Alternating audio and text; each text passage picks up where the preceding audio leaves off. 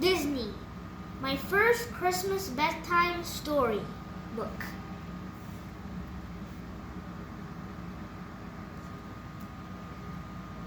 (101) 101. Dan and Laces.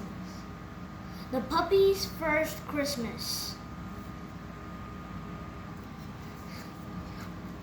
One winter evening, Pogo and Pergita, with their puppies, when a rustling noise caught their attention. They all turned as Roger and Natty hauled a huge tree in the parlor. "What's going on?" Raleigh asked. "Don't worry, dear," said Pergita. The parlor floor was covered in pine needles, boxes of almond ornaments, tinsel, garlands, and string of small lights. The puppies looked on as their human pets began acting very strangely. When the tree was finished, lights and shiny ornaments cast a magical globe around the room. That night, when Pogo and Pergita tucked the puppies into their basket, they told them all about Christmas. It's a time when people show their families and friends how much they care for them, Pogo said. Pergita continued. On Christmas Eve, people put presents under the tree to show their love. "Christmas is about giving," Pogo told the puppies. "I wonder if we will get any presents," said Rolly. "I hope someone loves us, Pepper." "Your old love will never not. There is presents under the tree," Pergita said. "Now time for bed. Tomorrow is a big day." On Christmas morning, the puppies woke at dawn. They crept into the parlor. Sure enough, there were piles of brightly wrapped packages under the tree. "We are loved," Pepper cried. The puppies dove onto the piles of presents. They tossed the packages around and ripped and tore the colored paper. Lucky opened the box. "Perfume?" he said, and wrinkled his nose. Penny dragged a spotted necktie out of some tissue paper. Just then they heard Roger and Aunt T's voices in the hallway. "Let's get out of here," Rolly said. The puppies hid and trembled when they heard Roger's footsteps. He stopped in the doorway, surprised. The puppies looked at each other uncertainly. Annette started to laugh. Roger chuckled, too, and said, "Looks like we had some help opening our gifts." Then, with a twinkle in his eyes, he called, "Here, pups." "There are still so many boxes to unwrap," Aunt Hannah said. "Do I wish they'd come help." One by one, the puppies crept from their hiding spots. They gathered around the tree as Roger pulled out more packages. "Go for it, boys and girls." The puppies tore onto the bright wrappings and tangled ribbons. When the puppies grew tired of rolling around in the wrapping paper, Aunt Tanya brought out a large basket.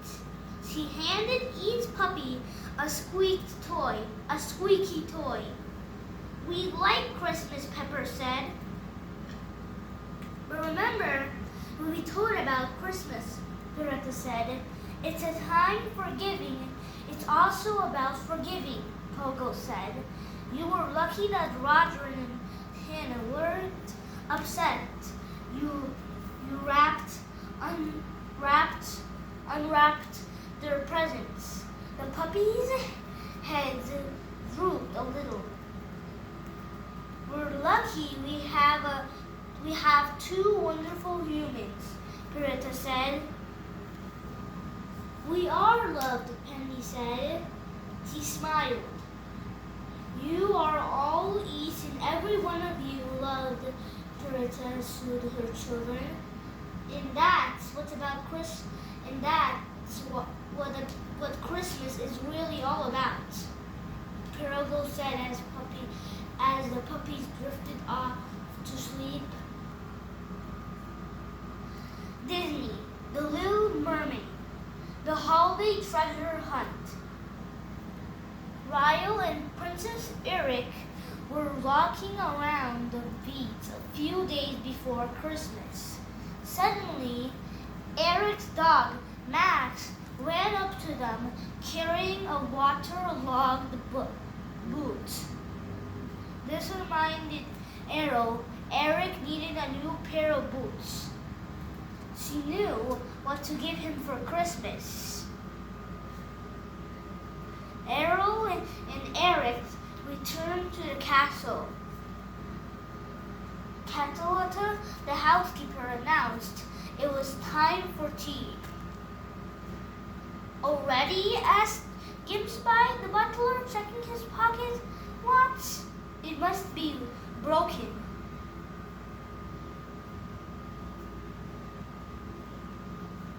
Errol remarked about the beauty of the tree and the red and gold decorations. Those are my favorite colors, Cataletta said. Now, Errol had gift ideas. The next day, Arl went into town to do her Christmas shopping. There, she found boots for Eric, a shiny pocket watch for Grimsby, and a gold necklace with a ruby pendant for Carlotta. Then she got the biggest bone she could find for Max. Back at the castle, Ariel carefully wrapped the gifts. She realized something was missing. It was Max's gift. Ariel heard a loud chewing noise from behind a chair. Max was groaning already on the bone she had gotten for him.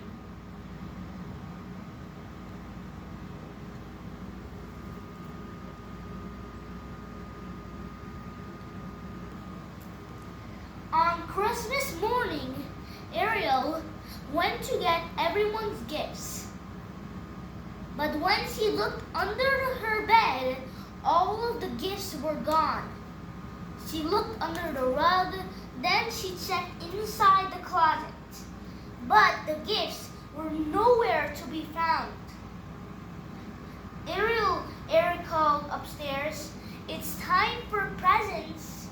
Ariel joined the prince by the tree. Is it all right if we do this later? I promised my mer family I would meet them at the beach. Ariel decided she could keep looking for the presents when she got back.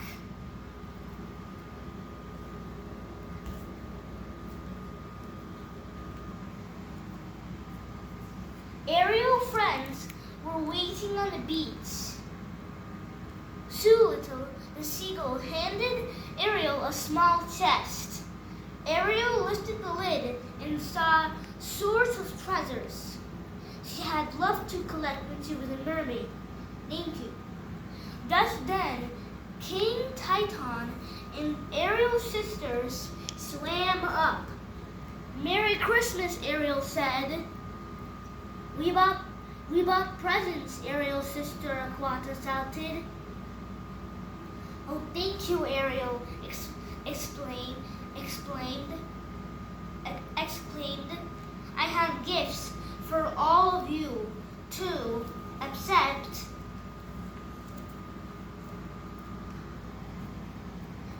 Max ran up holding a boot, and Eric had arrived. Your present, Ariel said to Eric. Now she knew where the missing presents were.